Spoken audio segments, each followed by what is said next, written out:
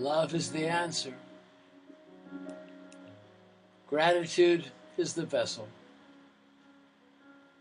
And the song is you. That's a haiku for this week. The week of February 26, 2018, flying by.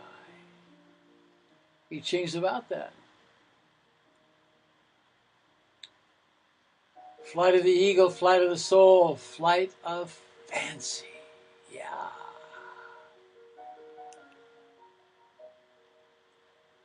The hexagram this week is number 4. Meng, without experience. Above is the mountain and below is water. And the wisdom the tree is bearing fruit. What has been nurtured has taken root. The fruit is not yet ripe. Take of the fruit now, you will fall ill. You wonder why they call me Dr. Metaphor, huh? You're feeling the power of potential, and this is good. It is the root of passion, and it's passion that is the elixir that has in the past taken you to balance and taken you to success. Ego can create strong obstacles. Yapping Coyote tells you, grab it now, man. Take the opportunity now before it's too late, before it gets away.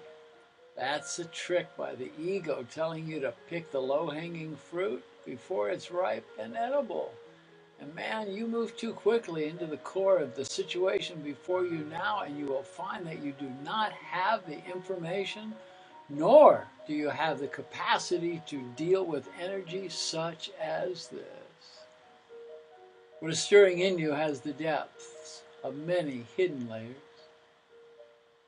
Your benefit now is to come to stillness. Stillness is where resides the knowledge about the essence of the situation. The temptation is to build the act. You know that one? Acting, front, like it appears that you know just what you're doing, man, but you don't know. To do it, man, you'd be fucked up. It would be folly. And we create obstacles that may be impossible to overcome. The stillness of the mountain is not still at all. Water flows from the mountain and trees grow and sentient beings are nurtured. This is the symbolic spring of youthful beginnings and experiences. A youthful attitude now brings success without bounds. Though you're feeling the excitement of the pending project or the relationships that are before you, you're advised to wait. Be sure you have all your thoughts, all your emotions, all your skills in full alignment, so you can see your actions and see that you can serve not only yourself, but also your tribe, your family, your community. Trust you're well positioned, but accept that in the situation you know very little about how to move with grace and elegance. You got to learn it. Revel in the fact that you're a beginner. Seek the information or the teacher or the guide who can mentor you into this next stage of abundance, growth, and love. Consider the advice that you gain, and go into the quiet of your heart and sort it out for yourself. The blessing here is you're again the student. And students don't believe it all, but they know what's right for them. Accept and embrace your place, no matter how low your place, nor how lofty your place. Embrace it. The spring emerges through the rock on the mountain. This is the new showing itself. Be steady and clear, observe, and open your mind and open your heart, and be without fear or judgment. I know, easy to say, man, but you do it. If you feel judgment coming, change your thinking. Don't be in judgment. Not at this moment in time, because it's a delicate time. Shoshin is a Zen term, meaning beginner's mind. It refers to cultivating an attitude of openness, eagerness, and a lack of preconceptions when studying a subject or a new situation that you wish to be in harmony with, just as a beginner in that subject would, even if one is already at an advanced level, right? Move too fast now and you will fall impotent, unable to perform. This will leave you frustrated, and the ego will beat you down, telling you you are not enough. And this would stop you in your motion toward completion and greatness. Being of the mind of the young student, the attitude of the beginner will serve you well. Be as still and calm as the mountain now, and allow the coming flow of knowledge and energy that will be found as you enter into the realms of humility. Yeah.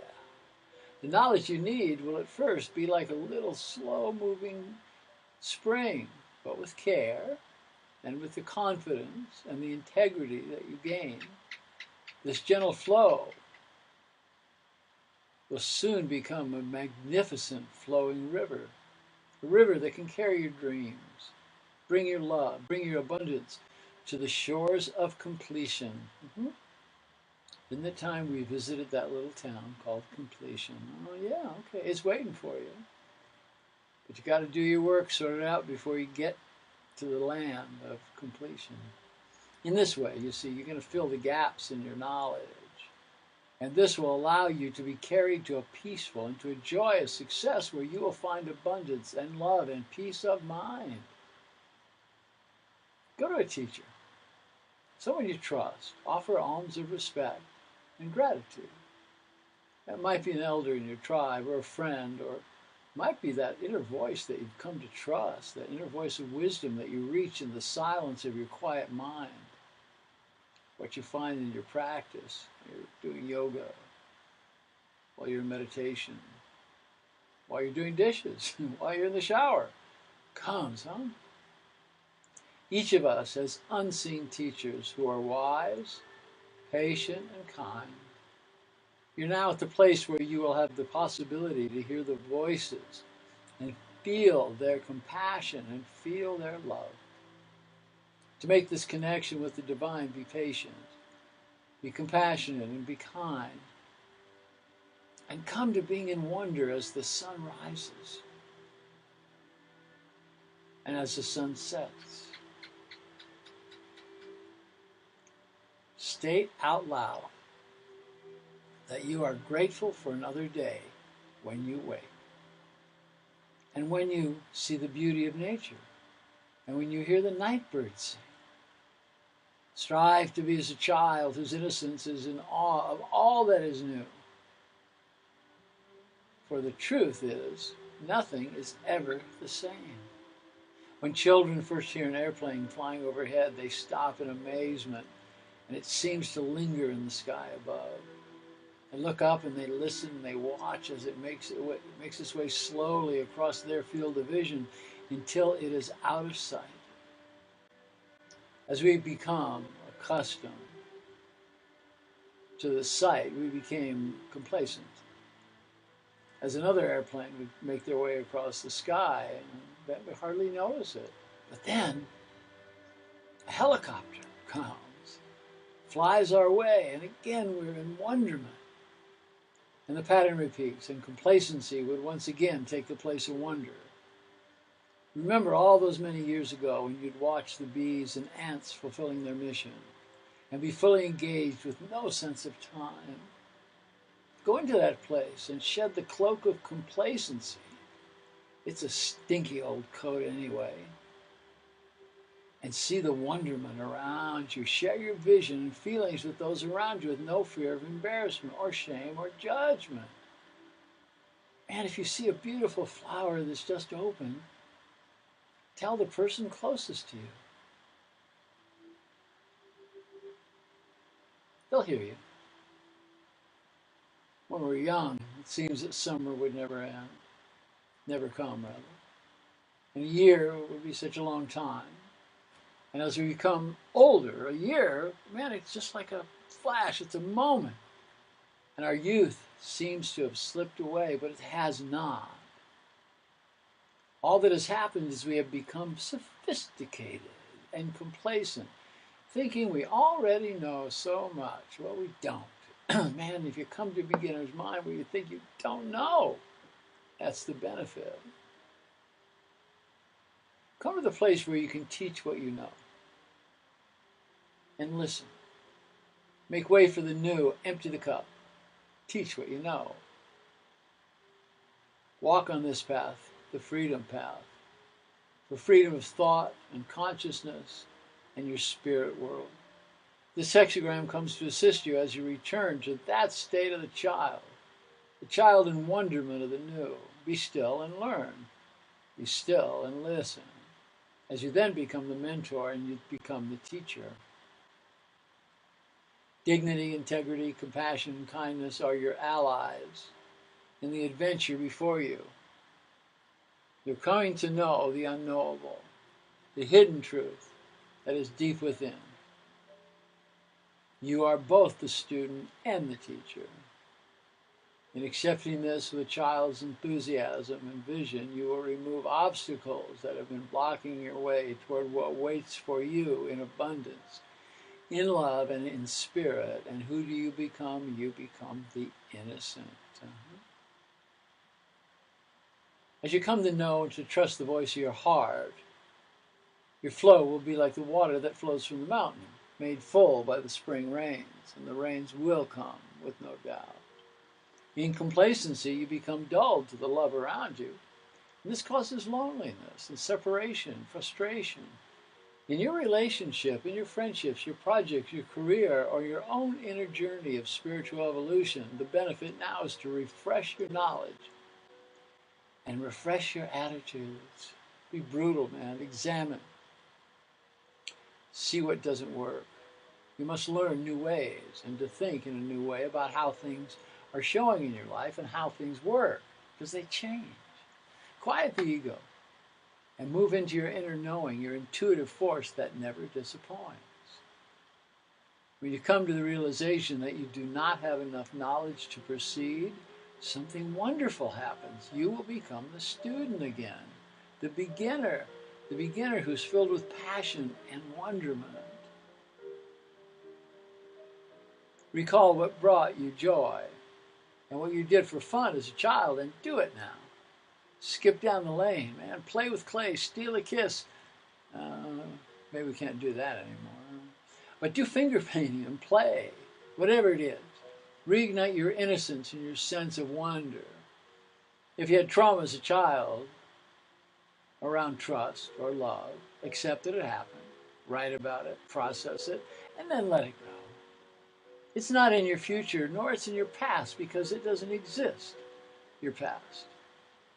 Move into a different pool of conscious activity, one that's joyous and filled with gratitude. Work hard to discard the old and open to new ways of being, new ways of doing, and in the process, be patient. Be kind and be compassionate. I'll say it again. Be patient, be kind, and compassionate with yourself and others as you begin learning new patterns. Observe the actions and hear the sounds of happy children, and bring that back into your life by following the advice and vision of this hexagram. Your frustrations will dissipate and you will feel the exhilaration of youth no matter what your age. The result is love. It's your process. It's the lubricant to keep you in the knowing of your heart while you let your mind run where it will. Just listen. Let go of the negativity, return to the heart, and let love in. Do not doubt for a moment that love is just waiting to be asked to dance with you. Clearly, we're in revolutionary times, and we're revolution in spirit. And spirit is a companion of love, and feel love, and be love, and you will return to the knowing of the bubbling well of youthful enthusiasm, tempered by a clear and meditative mind. I hope the elders say, and it's true, you are the one you've been waiting for. Don't look anywhere else. And trust your intuition as you be the love you desire and teach peace to all around you.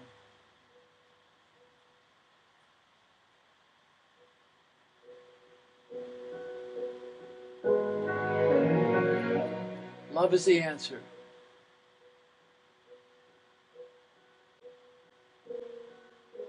Gratitude is the vessel. And the song is you. Yeah.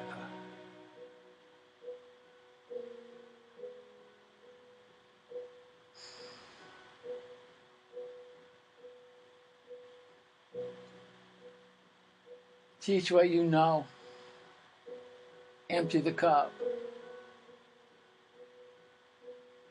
Be the innocent child. Share your vision. Share your love as you let yourself be loved. Don't worry. Gets scary sometimes. Afraid you're going to get hurt, and you might, but part of the deal. But don't push it away, because enough love will come through to start the engines.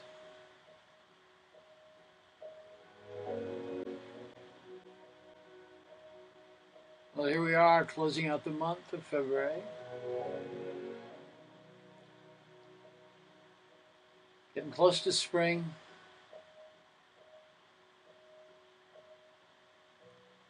And I send you love, as much love as I can muster for you. In Lakesh Alakin, I am the other you. And yeah, I like it that way. Namaste, my brothers. Namaste, my sisters. Hey, if you don't keep up with the readings of Kaipacha, his readings on YouTube, astrological readings for the week, pay attention, man. It's helpful, and I'm always happy that the readings that come to the Ching coincide with the stars and the planets. You are the one you've been waiting for. Namaste, my brothers. Namaste, my sisters. Dance like you do when no one's watching. And be courageous. And be outrageous.